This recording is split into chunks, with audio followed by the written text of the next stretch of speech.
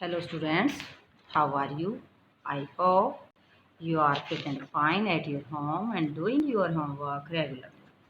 Students, हमने 7th class की social and political life civics book का चैप्टर फर्स्ट स्टार्ट किया है, जिसका फर्स्ट पार्ट हम आपके पास सेंड कर चुके हैं और उम्मीद है कि आपने लेसन को अच्छी तरह से समझा होगा या वीडियो को ध्यान से सुना होगा। अब हम पार्ट सेकंड करने जा रहे हैं। Lesson name first is on equality, समानता पर है डिपेंड है सारा, जिसमें हमने स्टोरी के द्वारा समझा था।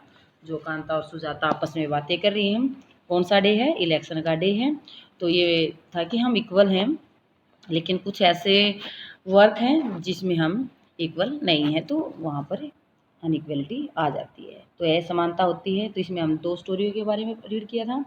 एक हमने ओम प्रकाश वाल्मीकि की और सेकंड हमने मिस्टर एंड मिसेज अंसारी की। अब हम रीड कर रहे हैं बेटा, equality in Indian democracy. Bharat के अंदर जो इक्वलिटी है वो कैसी है, समानता है वो लोकतंत्र के अंदर कैसी है। इंडियन डेमोक्रेसी के अंदर Indian constitution recognise every person as equal. हमारे संविधान ने प्रत्येक व्यक्ति को समान मान्यता दी गई है, यानी कि हमारे कॉन्स्टिट्यूशन के सामने सभी व्यक्ति बराबर हैं। This mean that every individuals in the country, यानी कि हर प्रत्येक व्यक्ति इक्वल है, इंक्लूड मेल फीमेल, आदमी भी औरत भी, पर्सन्स फ्रॉम ऑल कास्ट, सभी जातियों के व्यक्ति, रिलीजियंस, सभी धर्मों के व्यक्ति, ट्राइब्स, जातियों के व्यक्ति या उपजातियों के व्यक्ति, या एजुकेशनल, शैक्षिक, इकोनॉमिक्स बैकग्राउंड्स आर रिकग्नाइज, यानी कि हम एजुकेशन पाने का अधिकार सबको इक्वल है, पैसा कमाने का अधिकार सबको है, किसी भी धार्मिक स्थल पर जाने का अधिकार सभी को होता है। ये मान्यता किसके द्वारा दी गई है? कॉन्स्टिट्यूशन के द्वारा। This is not to say that inequality ceases to exist, लेकिन हम फिर भी ये नहीं कह सकते कि असमानता बिल्कुल खत्म हो गई है। It doesn't, but at least in democratic India ये ऐसा नहीं है, लेकिन डेमोक्रेटिक इंडिया के अंदर principle of the equality of all person is recognise. जो सिद्धांत दिए गए हैं समानता के, वो सभी व्यक्तियों को बराबर दिए गए हैं। वाइल अर्लियर, जैसे पहले ये हम पहले की जैसे नहीं कि ज़्यादा भेदभाव होता है। अब संविधान बनने के बाद संविधान के सिद्धांतों का पालन किया जाता है और जो असमानताएं उनको कम करने की कोशिश की गई है। अभी जैसे यहाँ साइड में ये दे रखा है, इन 1975 फिल्म दीवार में जो ये पर्सन आपने दिखाई दे रहा है, एक छोटा बच्चा है, क्या करता है? बूट पॉलिश करता है। और बॉय हुआ के शू शाइन्स, जूतों को चमकाने का काम, रिफ्यूज टू पिक अप एक कॉइन थ्रोन एट, जो व्यक्ति है इसने सिक्का फेंक दिया इसकी तरफ, लो उठा लो। He feel that there is a dignity in the work that he does and instead that his fee be respected. उसने कहा कि मैं ऐसे उठाए हुए ऐसे फेंके हुए सिक्कों को नहीं उठाऊंगा, बल्कि मैं अपना काम बहुत अच्छी तरह से गरिमा के साथ किया है, तो मैं चाहता हूँ कि जो पैसे हैं वो मेरे को बिल्कुल सम्मान के साथ दिए जाएं। तो बाद में इस व्यक्ति ने ज़मीन में से उठा के सिक्का इस बच्चे को दिया था। तो ये पिक्चर क्यों दिखाई गई है कि जो गरीब है व्यक्ति उनके साथ भेदभाव नहीं किया जा सकता। ओके स्टूडेंट्स, ये हमारा जो पार्लियामेंट का दिखाया गया है, parliament is the cornerstone of our democracy, we are represent in through our elected represent. तो इसमें दिखाया गया है कि हम सब भारत के जितने व्यक्ति हैं सब के द्वारा अपने प्रतिनिधियों को चुना जाता है, या निर्वाचित प्रतिनिधियों के माध्यम से हमारे प्रतिनिधित्व ये दिखाए गए हैं कि जनता के द्वारा जितने भी प्रतिनिधि वो सब हमारे आधार पर ही हमारे देश का शासन चलाते हैं। पार्लियामेंट के अंदर ये पिलर बनाए गए हैं। तो इस पिक्चर में पिलर की जगह व्यक्तियों को दिखाया गया है, लेडीज औरतों को दिखाया गया है। No law exist to protect from people from discrimination ill treatments, now there are several that work to see that people are treated with dignity as equal. तो इसमें कहा गया है कि सभी व्यक्तियों को संविधान में समानता का जो सिद्धांत है, डिस्क्रिमिनेट इल ट्रीटेड, जो बुरा व्यवहार है या भेदभाव से बचाने के लिए कुछ कानून बनाए गए हैं ताकि सबके साथ बराबर का क्या हो, बराबर का अधिकार मिले, सबके साथ एक जैसा व्यवहार हो। नाउ देयर आर सेवरल, अभी हाँ बातें करेंगे कि लोगों के साथ आज भी जो डिग्निटी या सम्मान है ट्रीटेड वो एक जैसा होना चाहिए, लेकिन कई स्थानों पर क्या है, आज भी भेदभाव किया जाता है। The recognition of equalities include some of the following provision in the constitution. समानता को लागू रखने के लिए संविधान के द्वारा कुछ प्रोविजन दिए गए हैं संविधान के अंदर। फर्स्ट क्या दिया गया है provision, every person is equal before the law, कानून के सामने सब व्यक्ति बराबर है। इसका मतलब कानून हर व्यक्ति के लिए क्या है, लॉ क्या हर व्यक्ति के लिए इक्वल है, कि जो एक अमीर व्यक्ति के लिए कानून बना है वो गरीब व्यक्ति के लिए भी बना। तो ये क्या है कि every person is equal before the law. What is this mean, इसका मतलब every person from president of the country, यानी कि सबसे जो पावरफुल व्यक्ति कह सकते हैं, या फर्स्ट सिटीजन जो है हमारा प्रेसिडेंट होता है, तो वो भी हमारे यहाँ कानून के सामने इक्वल है। टू कांता डोमेस्टिक वर्कर, जो काम करने वाली कांता है वो सब इक्वल है। Has to obey the same laws, इस सब कानूनों का पालन सबको करना पड़ता है। सेकंड क्या दिया गया है, फर्स्ट तो हमने पढ़ा इक्वल सब हम कानून के, no person can be discriminated against on the basis of their, कोई भी व्यक्ति किसी व्यक्ति के साथ भेदभाव नहीं कर सकता रिलीजन के बेस पर, रेस के बेस पर, कास्ट के, प्लेस ऑफ बर्थ जन्म स्थान के आधार पर, कलर के आधार पर, जाति के आधार पर, रंग के आधार पर, तो इन फीमेल या मेल या आदमी या औरत के आधार पर कोई भेदभाव नहीं किया जा सकता। थर्ड क्या बताया गया है, every person has access to all public places including playground, तो हर व्यक्ति किसी भी पब्लिक प्लेस का यूज़ कर सकता है, जा सकता है, वहाँ खेल सकता है, दौड़ सकता है, जैसे प्लेग्राउंड्स हैं, होटल्स हैं, शॉप्स हैं, मार्केट, तो सभी व्यक्तियों के लिए इन स्थानों का प्रयोग किया जा सकता है। All person can use publicly available well, जैसे कोई कई स्थान होते हैं पब्लिक के लिए, जैसे वेल है, कुआं है, रोड्स हैं, बाथिंग घाट्स हैं, तो इन सब चीज़ों का सभी व्यक्ति प्रयोग कर सकते हैं। फोर्थ क्या दिया गया इसमें, अनटचेबिलिटी हैज बीन अबॉलिश, तो छुआछूत था उसका उन्मूलन किया गया, उसको हटाया गया। पहले छुआछूत ऐसा था कि अमीर लोग जो काम करने वाले व्यक्ति थे उनको अपने आप को किसी भी वस्तु को छूने नहीं देते, तो उसको बोलते थे अनटचेबिलिटी। तो आज गरीब और अमीर सब बराबर हैं, इस प्रकार की कोई भी व्यवस्था अब हमारे देश के अंदर नहीं है। कहीं कहीं तो अब भी थोड़ी बहुत मिलती है, लेकिन हमारे देश के कानून ये कहता है कि हम किसी के साथ भेदभाव नहीं कर सकते। टू वेजेज, दो तरीके, in which the government has try to implement the equality, तो सरकार के द्वारा कोशिश की गई है सुधार करने की, समानता के अधिकार को लागू करने की। गारंटीड इन द कॉन्स्टिट्यूशन, संविधान के अंदर गारंटी दी गई है। फर्स्ट क्या गारंटी, लॉ एंड, पहले तो कानून जो हमने अभी पढ़ा है। सेकंड क्या बताया गया है, गवर्नमेंट प्रोग्राम, यानी सरकार के द्वारा कुछ ऐसे प्रोग्राम चलाए गए हैं, स्कीम टू, ऐसे स्कीम चलाई गई हैं डिसएडवांटेज कम्युनिटी, यानी कि जो सुविधाहीन समुदाय हैं, जिनको सुविधाएं नहीं मिलती हैं, उन लोगों को सुविधाएं देना। ऐसी स्कीम किसके द्वारा चलाई जाती है, सरकार के द्वारा। किसके लिए, डिसएडवांटेजेड कम्युनिटी के लिए। देयर आर सेवरल लॉ, कई कानून बनाए गए हैं इन इंडिया के अंदर, प्रोटेक्ट एवरी पर्सन राइट, प्रत्येक व्यक्ति के अधिकार को सुरक्षित रखने के लिए, टू बी ट्रीटेड इक्वली, और एक जैसा व्यवहार करने के लिए। In addition to law the government has also, इन कानूनों में सुधार करने के लिए सस्टेनेबल डेवलपमेंट गोल, तो ये दिखाया गया है सभी लोगों का एक जैसा व्यवहार हो, CDG एक प्रोग्राम बनाया गया है, जिसमें सभी व्यक्ति अमीर है, गरीब हैं, गोरे हैं, काले हैं, सबके लिए इक्वल अधिकार दिए गए हैं। ओके, सेटअप सेवरल स्कीम्स, तो गवर्नमेंट के द्वारा कई स्कीम्स हैं जिनको चलाया गया है। वो स्कीम कौन कौन से बेटा, इम्प्रूव द लाइफ कम्युनिटीज, समुदाय की लाइफ को इम्प्रूव करने की, सुधार करने के लिए। Individuals who have been treated unequally, जिन लोगों के साथ व्यक्तिगत तौर पर असमानता का भेदभाव किया जाता है फॉर सेवरल सेंचुरीज, कई शताब्दियों से, तो उनको लाइफ के सुधार करने के लिए कुछ स्कीम बनाई गई थी। These schemes are to ensure greater opportunity, ये जो स्कीम है वो उनसे अच्छे अवसर मिलते हैं for people who have not had this in the past, जिनको पास्ट में ये अधिकार नहीं मिले थे। तो ये स्कीम जो सरकार के द्वारा बनाई गई हैं उन्हीं लोगों के लिए। तो फर्स्ट स्टेप कब उठाया गया था बेटा, by the governments, include the mid day meal scheme, जो पहली स्कीम थी सरकार के द्वारा, मिड डे मील स्कीम थी। This refer to the programme introduce in all government elementary, यह प्रोग्राम सभी सरकारों के लिए बताया गया था कि सभी सरकार इसको लागू करेंगे। School to provide children with cooked lunch, यानी कि स्कूलों के द्वारा बच्चों को प्रोवाइड करवाया जाएगा क्या, खाना, दोपहर का जो खाना होता है, लंच टाइम का जो खाना होता है, वो स्कूल में ही बच्चों को दिया जाएगा। इस स्कीम को क्या बोला गया बेटा, mid day meal scheme. Tamil Nadu, तो ये कौन सा स्टेट था जहाँ सबसे पहले लागू किया, Tamil Nadu was the first state in India to introduce this scheme, सबसे पहले स्कीम को लागू किया गया था तमिलनाडु स्टेट में। कब, 2001 में। Supreme Court ask all state government, Supreme Court ने सभी राज्य सरकारों को आदेश दे दिया to begin the programme in their school, वो ये प्रोग्राम अपने स्कूलों में, अपने राज्य के स्कूलों में स्टार्ट करें with in 6 month,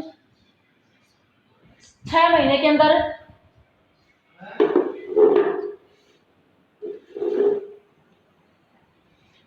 supreme Court ने क्या आदेश दे दिए सभी राज्यों को कि 6 महीने के अंदर ये प्रोग्राम लागू किया जाए।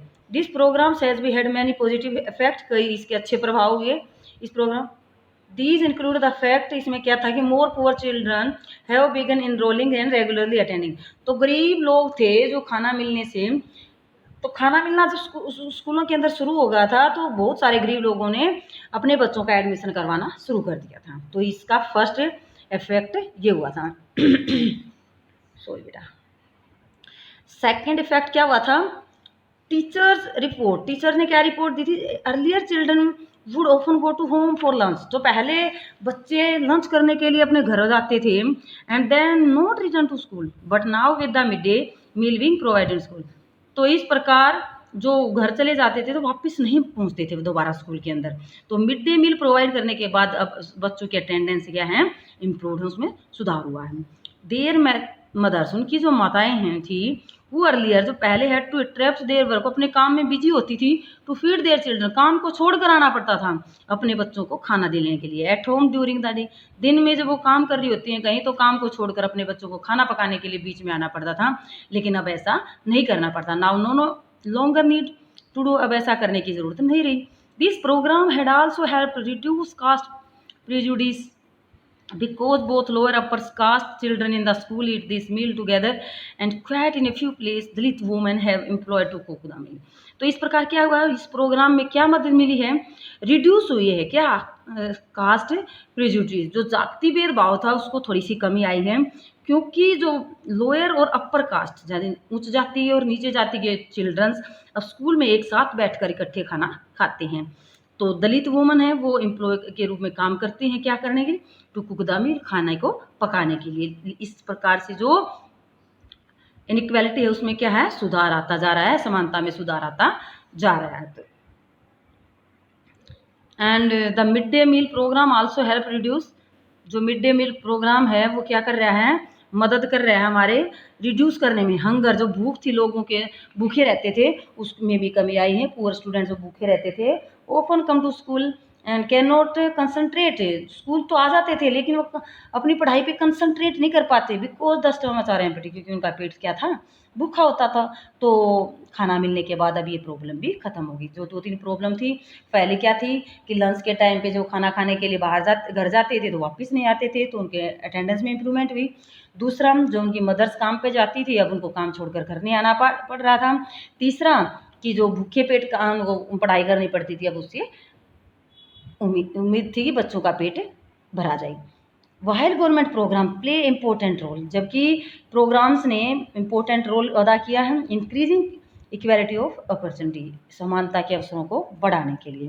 There is much that still need to be done, लेकिन और ज़्यादा आवश्यकता है और ज़्यादा प्रोग्राम बढ़ाने की। While the mid day meal programme has helped increase the enrolments attendance to poor children school, admission ज़्यादा होने लगे हैं स्कूल के अंदर और जो उनके अटेंडेंस है उसमें भी सुधार आया। There continue to be big differences in our country, ये लगातार बड़े बड़े डिफरेंसेस हमारे देश के अंदर बिटवीन स्कूलों में। रीच अटेंड, जहाँ अमीर बच्चे स्कूल अटेंड करते थे, दोज दैट पुअर अटेंड, और कहीं जहाँ पर दूसरे स्कूल में गरीब बच्चे अटेंड करते थे। Even today they are several school, अब बहुत सारे स्कूल ऐसे हैं इन द कंट्री, देश के अंदर, विच दलित चिल्ड्रन लाइक ओम प्रकाश वाल्मीकि, जो दलित चिल्ड्रन थे, जैसे हमने 6th क्लास में स्टोरी पढ़ी थी, या इसी में Om Prakash Valmiki are discriminated against, दोबारा उनके साथ ऐसा भेदभाव नहीं किया जा रहेगा। ट्रीटेड इक्वली, उसके साथ असमानता का व्यवहार किया गया था। जो ओम प्रकाश वाल्मीकि का था उसने भेदभाव को झेलना पड़ा था, उसके साथ असमानता का व्यवहार किया गया था। These children are forced into unequal situation, कई बार गरीब बच्चों को इस प्रकार की स्थिति में भी डाल दिया जाता है जिससे उसकी सम्मान को ठेस पहुंचती है। तो in which there dignity is not, तो उनके सम्मान है जो वो सुरक्षित नहीं है, सम्मान नहीं मिलता है, रिस्पेक्ट नहीं मिलती है। This is because people refuse to think of them as equal even though the law require it. तो क्योंकि जो लोगों ने मना कर दिया था क्या कि हम refuse to think of them, तो लोगों ने इसके बारे में सोचने से मना कर दिया कि जो भेदभाव है वो तो बना ही रहेगा। थ्रो द लॉ रिक्वायर, और ज़्यादा कानून बनाने की ज़रूरत है। वन ऑफ मेन रीज़न क्या था for this is that attitude, क्योंकि लोगों का जो एटीट्यूड है उसमें बदलाव नहीं आया था। कानून ने तो बना दिया, सरकार ने तो कानून बना दिया, लेकिन लोगों के एटीट्यूड को चेंज कैसे करें? धीरे धीरे बदलाव आएगा। Even though person are aware, लेकिन अब व्यक्तियाँ को जागरूक करने की जरूरत है। That discriminative is against the law, अगर कोई इस प्रकार का भेदभाव करता है तो वो कानून के खिलाफ होगा, तो उसको क्या दी जा सकती है? पनिशमेंट भी दिया जा सकता है। They continue to treat people unequally on the basis, अगर वो अब भी लोगों के साथ असमानता का व्यवहार करते हैं, किसके आधार पर? कास्ट के आधार पर, रिलीजन के आधार पर, डिसेबिलिटी के आधार पर, इकोनॉमिक स्टेटस के आधार पर, बिकॉज दे आर वुमेन। कई बार औरतों के साथ भी क्या किया जाता है? अनइक्वालिटी का बिहेवियर किया जाता है। It is only when people begin to believe that no one is inferior, जब तक ये ख़त्म नहीं हो सकता, जब तक इंसान ये सोचना न बंद कर देगी कि वो ही सब कुछ है, सुपीरियर है, दूसरों को इंफीरियर ना माने, दूसरों को अपने से कम ना माने, तो तब लोगों की ये जो एटीट्यूड है, ये थिंकिंग है, ये नहीं बदल सकती, तब तक हमारी जो इक्वालिटी है वो अच्छी तरह से इंक्रीज नहीं हो सकती। दैट एवरी पर्सन डिजर्व, प्रत्येक व्यक्ति डिजर्व करता है टू ट्रीटेड विद डिग्निटी, सम्मान के साथ व्यवहार किया जाए। Present attitude can be change, अपना जो प्रेजेंट का एटीट्यूड उसको बदलाव किया जाए। Establishing equalities in a democratic society, लोकतांत्रिक समाज के अंदर इक्वालिटी को स्थापित करना, कंटिन्यूस स्ट्रगल, एक लगातार सतत संघर्ष करना है। One individual as well as various community in the India contribute to, and you will read more about in the question। इस सब के बारे में हम आने वाले चैप्टर के अंदर, यानी कि इक्वालिटी को कैसे बढ़ावा दिया जाए, या इक्वालिटी से किस किस को क्या क्या प्रॉफिट हो सकता है, तो ये हमारे डेमोक्रेटिक सोसाइटी के अंदर कैसे इसको सुधार किया जा सकता है, इसके बारे में हम नेक्स्ट चैप्टर में रीड करेंगे। Issues of the equality of other democracy, इससे पहले हम ये देखते हैं, ये जो पिक्चर आप देख रहे हैं भीमराव अंबेडकर की है, ये इसके द्वारा लिखे गए हैं। It is disgraceful to live as the cost of one's respectful self respect is the most vital factor in life. जो भीमराव अंबेडकर हैं, इसने सेल्फ रिस्पेक्ट के बारे में बताया कि जो सेल्फ रिस्पेक्ट है ये हमारे लाइफ का सबसे महत्वपूर्ण पार्ट है, इसलिए हमें कभी भी अपने सेल्फ रिस्पेक्ट को दाव पर लगाना नहीं चाहिए। बिना सेल्फ रिस्पेक्ट के लाइफ में हम अच्छी तरह से नहीं जी सकते हैं। Without it man is keepers to live worthy with self respect, one has ceaseless struggles alone that one drives strength, confidence and recognition। तो इस प्रकार अम्बेडकर जी कहते हैं कि इसके बिना व्यक्ति की कोई इम्पोर्टेंस नहीं है, सेल्फ रिस्पेक्ट के बिना आदमी की कोई क्या नहीं है, वैल्यू नहीं है। तो अगर हमें आत्म सम्मान के साथ जीना है तो ओवरकम डिफिकल्ट्स, हमें कठिनाइयों पर विजय करनी होगी, और मेहनत के साथ और निरंतर संघर्ष के साथ ही हम अपना बल, विश्वास, कॉन्फिडेंस, स्ट्रेंथ और मान्यता प्राप्त कर सकते हैं। बिना मेहनत के ये प्राप्त नहीं कर सकते हैं। मैन इन मॉर्टल, मैन मनुष्य नाशवान है। Everyone has to die some one day और अदर्स, हर व्यक्ति को क्या है, मैन इज मॉर्टल, नश्वर है, हर व्यक्ति को मरना है, आज नहीं तो कल। But one must resolve to lay down one life in reaching the noble ideal of self respect and bettering one's. तो क्या कहते हैं, व्यक्ति को संकल्प लेना चाहिए कि अपने जीवन का बलिदान, आत्म सम्मान, उच्च आदर्शों को विकसित करने में लगा देना चाहिए। यानी कि अपने लाइफ के अंदर कुछ काम ऐसे करने चाहिए जो हम लोगों के लिए कुछ आदर्श बना सकें। Nothing is more disgraceful for a brave man, इससे ज़्यादा कुछ नहीं एक बहादुर व्यक्ति के लिए life devoids of self respect से, यानी कि अगर हम आत्म सम्मान के बिना जीवन जिएंगे तो वो हमारे लिए अशोभनीय, यानी कि हमारे लिए शोभा योग्य नहीं है। तो आप देखें issue of the equality in other democracy, दूसरे देशों के अंदर जो समानता है उसके कुछ मुद्दे यहाँ पर रीड करेंगे। You are probably wondering whether India is the only democratic country in which there is inequality and where the struggle for equality continue to exist. आप शायद सोच रहे होंगे कि भारतीय लोकतंत्र ही ऐसा है जहाँ पर असमानता है, इनइक्वालिटी है, लेकिन यहाँ पर इक्वालिटी के लिए संघर्ष कंटिन्यू लागू रहा था, चलता रहा था। द ट्रूथ इज द, लेकिन सच्चाई क्या है, इन मैनी डेमोक्रेटिक कंट्री, दूसरे लोकतांत्रिक देशों के अंदर अराउंड द वर्ल्ड, पूरे वर्ल्ड के अंदर इश्यू ऑफ इक्वलिटी कंटिन्यू, जो मुद्दा है इक्वलिटी का मामला है वो चलता रहता है। कि issue around which community struggle, यानी कि सामुदायिक संघर्ष चलते रहते हैं। एग्जाम्पल के तौर पर हम यहाँ लेते हैं यूनाइटेड स्टेट ऑफ अमेरिका की बात, यूएसए के बारे में। अफ्रीकन अमेरिकन हुज एनेसेस्टर, यानी कि अफ्रीका और अमेरिका के जो उनके वंशज थे वो स्लेव्स हु वर ब्रोट, वो क्या थे, दास के रूप में उनको लाया गया था। कहाँ से? अफ्रीका से, क्योंकि अमेरिका के अंदर मजदूर का लोग कम होते थे, तो मजदूर के लिए वो कहाँ से लाते थे, लोगों को अफ्रीका से लाते थे। तो अफ्रीका से लाए गए कुछ मजदूर वहीं पर रहना शुरू हो गए, तो उनकी अब क्या हो गए, आने वाले कई जनरेशन वहीं पर रहते हैं, तो उन लोगों को क्या बोला जाता है, American African. Continue to describe their life today is largely unequal, अब तक लगातार, यानी कि कुछ सालों पहले तक ही उनकी लाइफ में अब तक भी असमानता का व्यवहार किया जाता था। This despites the fact that there was a movement in the late 1950s to push for equal rights, equal right के लिए वहाँ पर 1950 के बाद ही मूवमेंट, आंदोलन शुरू किया गया था। स्टूडेंट्स, जो 1950s के to push the equal right, same अधिकार के लिए, इक्वल राइट के लिए अफ्रीकन अमेरिकन ने, priors to this African American were treated extremely equally in the United State and denied equality through law, यानी कि ना तो ऐसा कोई कानून बनाया गया जिससे क्या किया जा सके, इनका जो इनइक्वलिटी का जो बिहेवियर उसको कम किया जा सके। लेकिन 1950 के बाद वहाँ अफ्रीकन अमेरिकन अधिकारों के लिए क्या शुरू हो गया था, मूवमेंट शुरू हो चुका था। जैसे एग्जाम्पल के लिए हम यहाँ देखते हैं, ये ट्रेवलिंग बाई बस, एक वुमेन है, औरत है जो ट्रेवलिंग कर रही है, यात्रा कर रही है बस से, they either had to be seat at the back, जो यहाँ एग्जाम्पल लेते हैं हम कि जब बस के से ट्रेवलिंग की जाती है तो कोई अगर जो अफ्रीकन व्यक्ति है वो बस में अगर बैठा है तो वो लास्ट की सीट पर बैठेगा, और अगर वो लास्ट की सीट पर भी बैठा है तो whenever a white person wish to, और जब कोई सफ़ेद व्यक्ति यानी कि अमेरिकन व्यक्ति आ जाता है तो उसको अपनी सीट छोड़नी पड़ती थी। ये सब उनके साथ क्या होता था, इनइक्वलिटी का बिहेवियर होता था। रोजा पार्क्स का एग्जाम्पल यहाँ लेते हैं हम। 1930 से 2005 में अफ्रीकन अमेरिकन वुमेन है, tired from a long day, लंबे समय पूरा दिन काम करने के बाद थकी थी। She refuse to give up her seat, उसने मना कर दिया अपनी सीट को छोड़ने से। ऑन ए बस टू ए वाइट मैन, एक अमेरिकन आदमी वहाँ आया, सफ़ेद आदमी, उसको कहता है सीट छोड़ने के लिए, लेकिन उसने मना कर दिया। 1 दिसंबर 1955 को हर रिफ्यूजल दैट, उसके मना करने से start huge agitations against the unequal wages, यानी कि जो असमानता के अधिकार थे उनके खिलाफ एक मूवमेंट स्टार्ट हो गया। इन विच अफ्रीकन अमेरिकन, जिसमें अफ्रीकन अमेरिकन लोगों के लिए ये जो दिखाया गया है रोजा पार्क्स, और जो वाइट अमेरिकन हिस्ट्री के बारे में दिखाया गया है।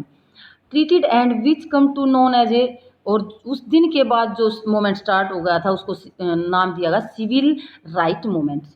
द सिविल राइट एक्ट 19 से स्टार्ट कब हुआ, 1955 में ये स्टार्ट हो चुका था, लेकिन ये इसको एक्ट कब बनाया गया, कानून कब बनाया गया, 1964 में।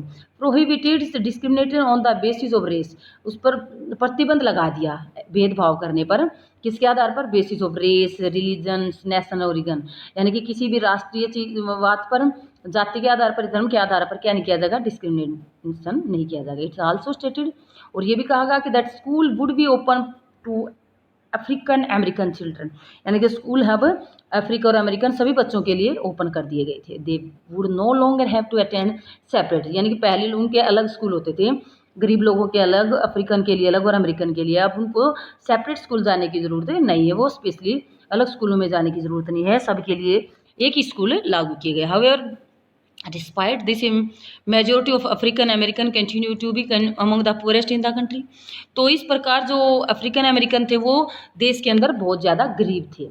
Most African American children can only afford to attend government school, तो जो अफ्रीकन अमेरिकन बच्चे थे वो सिर्फ गवर्नमेंट सरकारी स्कूल में ही अफोर्ड कर पाते थे। हैव फ्यूअर फैसिलिटी, वहाँ पर कम सुविधाएं होती थी। पुअरली क्वालिफाइड टीचर, और कम पढ़े लिखे टीचर होते थे कंपेयर टू वाइट स्टूडेंट्स, जो वाइट स्टूडेंट्स के स्कूल थे वहाँ के टीचर अच्छे होते थे, अच्छी क्वालिफिकेशन वाले होते थे।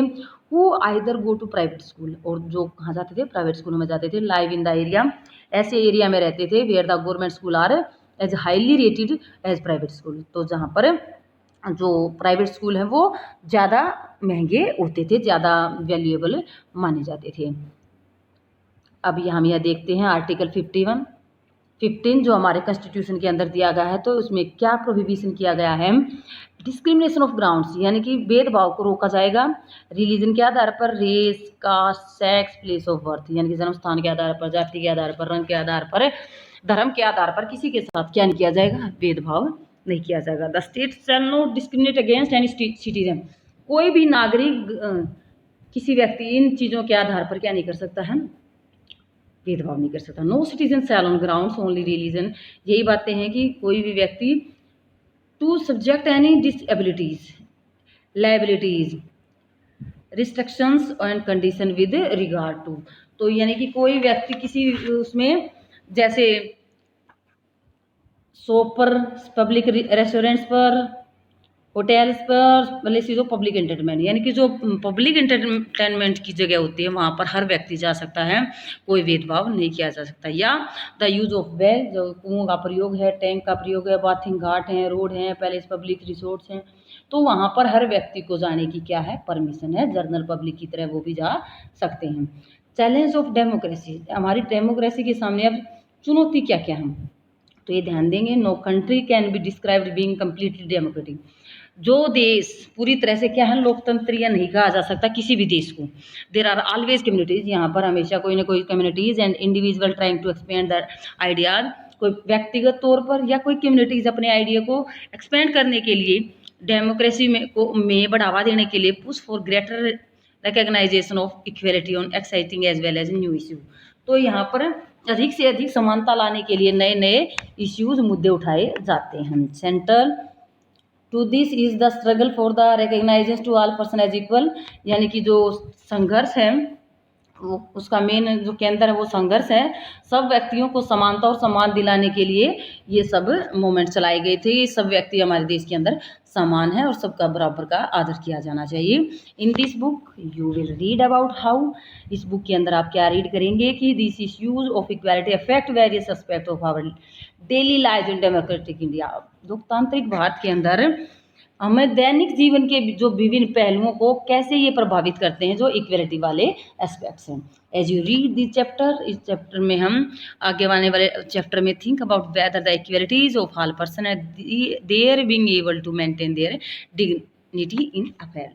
तो इन लेसन को पढ़ते हुए हमें विचार कीजिए कि क्या सब व्यक्तियों को समान और उनके आत्मसम्मान को ऊंचा रखने की जो भावना है वो लोग स्वीकार कर रहे हैं या नहीं कर रहे हैं। तो इसलिए हमारा क्या है कि जो डेमोक्रेटिक इंडिया है हमारा, इसमें हम सब लोगों की रिस्पेक्ट करनी चाहिए और एक दूसरे के हमें अच्छी तरह से व्यवहार करना चाहिए। ओके स्टूडेंट्स, वीडियो को ध्यान से सुनना है और लेसन को अच्छी तरह से समझना है।